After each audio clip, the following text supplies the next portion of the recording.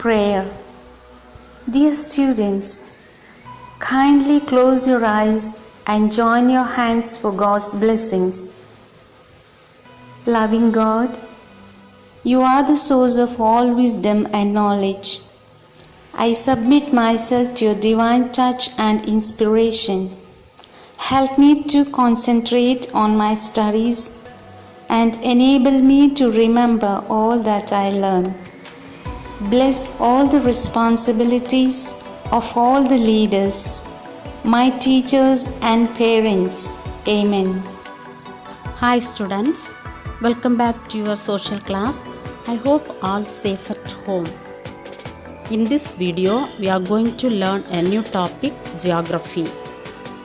Unit 1, Rocks and Soils. Learning objectives. To understand the nature of rocks, their types and uses, to identify the different types of rocks, to study about the nature of soil and its composition, to understand the importance of soil conservation. Introduction. In lower classes, we have studied about 4 realms of the earth, namely lithosphere, hydrosphere, atmosphere and biosphere. Lithosphere is the uppermost and significant layer of the earth. It is composed of solid rocks and unconsolidated materials. The literal meaning of lithosphere is the sphere of rock. What's lithosphere? The crust and the upper layer of the mantle together make up a zone of rigid brittle rocks are called the lithosphere. Do you know what is petrology? Petrology is a branch of geology which deals with the study of rocks. Petrology is derived from the Greek word petros, refers to rock, and logos refers to study. Actually, the rocks are made up of minerals. Rocks may be made up of one mineral or may be formation of many minerals. Rocks may be rough or soft. What are rocks?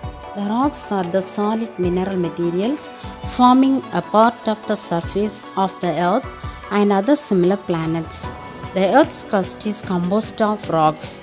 Rocks is an important natural resource and is found in a solid state. It may be hard or soft in nature. An estimation reveals that there are 2000 different types of minerals found on the earth's surface, out of which only 8 basic minerals commonly found all over the earth. Minerals are chemical substances which exist in nature. They may occur either in the form of elements or compounds. Classification of rocks. According to the mode of formation, the rocks are classified into 3 types are as follows. First one, igneous rocks, sedimentary rocks and metamorphic rocks. Igneous rocks are also divided into intrusive igneous rocks and extrusive igneous rocks. Sedimentary rocks also classified into organic sedimentary rocks, mechanical sedimentary rocks and chemical sedimentary rocks. Next one, metamorphic rocks. It's also divided into 2, thermal metamorphism and dynamic metamorphism. The first type is igneous rocks. The igneous rocks are formed by the solidification of molten magma. These rocks are also called as the primary rocks or parent rocks, as all other rocks are formed from these rocks. The word igneous is derived from the Latin word ignis, means fire. Characteristics of igneous rocks. These rocks are hard in nature. These are impermeable. They do not contain fossils. They are associated with the volcanic activities. These rocks are useful for construction works. Next, types of igneous rocks. Igneous rocks are of 2 types. They are extrusive igneous rocks and intrusive igneous rocks. First one, extrusive igneous rocks. Lava is actually a fiery red molten magma comes out from the interior of the earth on its surface. After reaching the Earth's surface, the molten materials get solidified and form rocks. Rocks formed in such a way on the crust are called extrusive igneous rocks. These rocks are fine grained and glassy in nature due to rapid solidification. Basalt found in the northwestern part of peninsular India is the example for this type of rock. Next, intrusive igneous rocks. The molten magma sometimes cools down deep inside the earth crust and becomes solid. The rocks formed this way is called intrusive igneous rocks, since they cool down slowly and form crystals. Hence, they are called crystalline rocks. Intrusive igneous rocks are of two types. They are plutonic rocks and hypabyzal rocks. First one, plutonic rocks. Plutonic rocks crystallize from magma in the interior of the crust, which are later exposed. Magma is insulated and cools slowly, allowing large crystals to form. Most common plutonic rocks are from the granite family. Example, granite and diorite. Hypabyzal rocks. They are at intermediate depth at about 2 kilometers.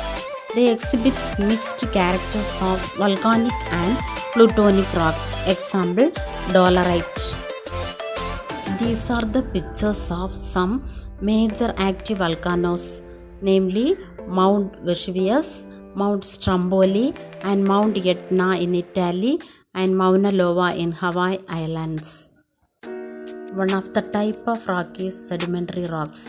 The word sedimentary has been derived from Latin word sedimentum, means settling down.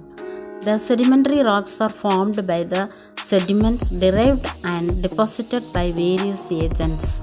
Sedimentary rocks consist of many layers which were formed by the sediments deposited at different periods. As it consists of many strata, it is also known as stratified rocks. Characteristics of sedimentary rocks. They have many layers. They are non-crystalline rocks. They contain fossils. They are soft and get eroded easily. What are fossils? Fossils are the remains or marks of plants and animals that lived a very long time ago. They are usually found in rocks and stone. Fossils are important because they tell us a story about things that lived on the earth before us. Do you know oldest sedimentary rocks of the world has been identified in Greenland and estimated as 3.9 billion years old. Sedimentary rocks are classified into three types: organic sedimentary rocks, mechanical sedimentary rocks, and chemical sedimentary rocks. First one is organic sedimentary rocks. These rocks are formed as a result of the decomposition of dead plants and animals. It contains fossils. Chalk, talc, dolomite, and limestone rocks are of this category. Next, mechanical sedimentary rocks. These rocks are formed due to the disintegration of igneous and metamorphic rocks. The natural agents erode and transport these rocks and deposit them at some places. After a long period of time, they cemented to form rocks. Sandstone, shale, and clay are the examples of rocks of this type. Chemical sedimentary rocks. These are formed by precipitating of minerals from water. It is formed usually through evaporation of chemical rich solutions. These rocks are also called as evaporates. Gypsum is an example of this kind. The last one is metamorphic rocks. The word metamorphic is derived from two Greek words, meta and morpha. Meta means change and morpha means shape. When igneous and sedimentary rocks subject to high temperature and pressure, the original rocks get altered to form a new kind of rock called metamorphic rocks. Metamorphism is of two types. They are thermal metamorphism and dynamic metamorphism. If the change in the rocks is mainly caused by high temperature, the process is called as thermal metamorphism. If the change in the rock is mainly caused by high pressure, the process is called as dynamic metamorphism. Formation of metamorphic rocks from igneous rocks. Granite into gneiss caused by dynamic metamorphism. Basalt into slate caused by thermal metamorphism. Formation of metamorphic rocks from sedimentary rocks. Sandstone into quartz caused by thermal metamorphism. Shale into slate caused by thermal metamorphism. What are the characteristics of metamorphic rocks? Metamorphic rocks are mostly crystalline in nature. They consist of alternate bands of light and dark minerals. Look at this picture, students. One of the world wonders, Taj Mahal in India, was built with white marbles, a metamorphic rock. Rock cycle. Igneous rocks are the primary rocks formed first on the earth. These rocks are weathered, eroded, transported and deposited at some places to form sedimentary rocks. The igneous and sedimentary rocks are changed into metamorphic rocks under the influence of temperature and pressure. The metamorphic rocks are also get disintegrated and deposited to form sedimentary rocks. Formation of igneous rocks take place when there is an outflow of molten materials. Like this, the rocks of the earth crust keeps on changing from one form to another form under various natural forces and agents. The endless process is referred as rock cycle. Look at this picture of rock cycle, students. The rock cycle is a continuous process through which igneous, sedimentary and metamorphic rocks are transferred from one form to another. Uses of rocks. Rocks are highly valuable and important to almost all aspects of our economy. Rocks are used for many purposes in our life and some of them are given below. Cement, writing chalk, fire, building materials, bath scrub, curbstone, ornament, roofing materials, decorative materials. These are valuable source of minerals such as gold, diamond, sapphire, etc. Next part of this lesson is soil. Soil is described by several characteristics including texture, that is consistency, color, density and structure. Soil and its formation. Soil is a mixture of organic matter, minerals, gases, liquids and organisms that together support life. Soil minerals form the basis of soil. It forms on the surface of the earth. It is known as the skin of the earth. Soils are formed from rocks through the process of weathering and natural erosion. Water, wind, temperature change, gravity, chemical interaction, living organisms and pressure differences all help break down parent material. It leads to the formation of loose material.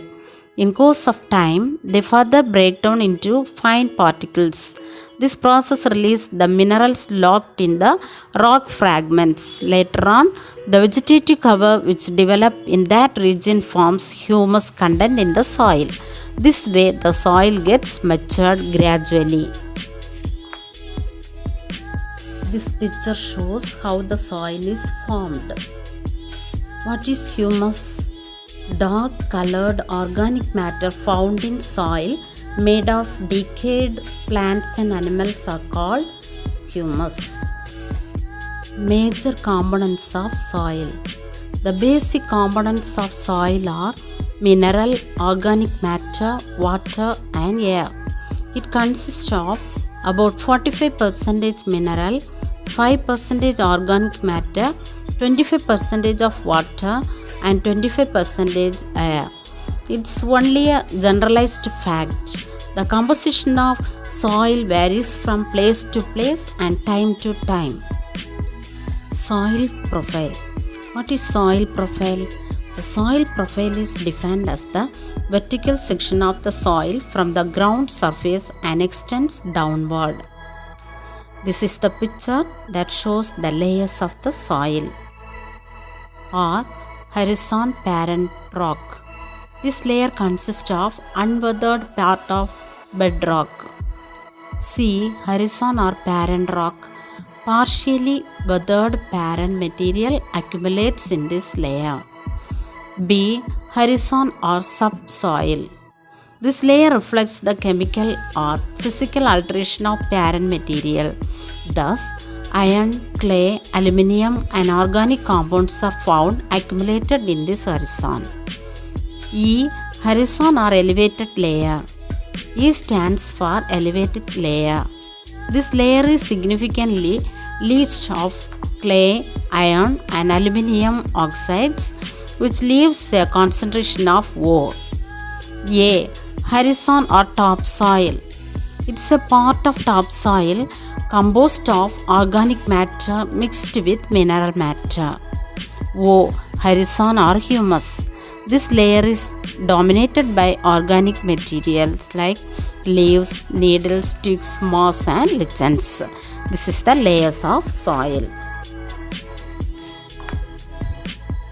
Every year, 5th December is celebrated as World Soil Day. Do you know it takes hundreds of years to make just 1 centimeter of soil? Next, classification of soils. Soils are classified on the basis of their formation, color, physical and chemical properties. Based on these, soil is classified into 6 major types. They are alluvial soil, black soil, red soil, laterite soil, mountain soil and desert soil. First one is alluvial soils. These soils are found in the regions of river valleys, floodplains and coastal gradients. These are formed by the deposition of silt by the running water. It is the most productive of all soils. It is suitable for the cultivation of sugarcane, jute, rice, wheat and other food crops. Next, black soils. These soils are formed by weathering of igneous rocks. Black soil is clayey in nature. Its retention of moisture. It is ideal for growing cotton. Third one is red soils. These soils are formed by weathering of metamorphic rocks and crystalline rocks. The presence of iron oxide makes the soil brown to red in color. It's usually found in semi-arid regions. It's not a fertile soil. It's suitable for millet cultivation. Then laterite soils. These are the typical soils of tropical regions. These soils are found in the regions which experienced alternate wet and dry condition. As these soils are formed by the process of leaching, it's infertile. It's suitable for plantation crops like tea and coffee. Next, mountain soils. These soils are found over the slopes of mountain. Soils in these regions are thin and acidic. However, characteristic of soil differs from region to region based on the altitude. Last one is desert soils. These are sandy soil found in the hot desert regions. These soils are porous and saline. Since it is infertile, agriculture in these soils are not so successful. Next, we are going to learn soil erosion. What is soil erosion? Soil erosion is the removal or destruction of the top layer of soil by natural forces and human activities. Soil erosion reduces the fertility of soil, which in turn reduces the agricultural productivity. Running water and wind are the major agents of soil erosion. Now this picture is showing the major types of soil erosion. Sheet erosion, rill erosion and gully erosion are the major types of soil erosion. Soil conservation. Soil conservation is the process of protecting the soil from erosion to maintain its fertility. The methods that are widely practiced for conserving soil are afforestation, controlled grazing, construction of dams, crop rotation, strip farming, contour ploughing, terrace farming, checking, shifting cultivation, windbreak, etc. These are all the different methods of soil conservation. Uses of soils. Soil is one of the important natural resources. It's a basic requirement for plant growth and supports various life forms on the earth. The minerals present in the soil enhance and nourishes the crops and plants. It's used in making of ceramic or pottery. It is a source of material for construction and handicraft works. It acts as natural filter of water and purifying it. Soil supports ecosystem and play an important role in land management. Conclusion. Rocks and soils are the important renewable natural resources. Both of them play an important role in everyday life of human beings as well as economic development. Nowadays, rock-based companies are in increase, which provide employment to a sizable population. Soils attract human settlement and other economic activities. As India is an agricultural country, the proper management of soil resource will lead to sustainable food production besides its use for various other purposes. Dear students, in this lesson we learned elaborately about rocks and soils, and also we learned the value to conserve the natural resources rocks and soils. Nature is the art of God. The earth does not belong to us, we belong to the earth. Thank you. Have a nice day. God bless you.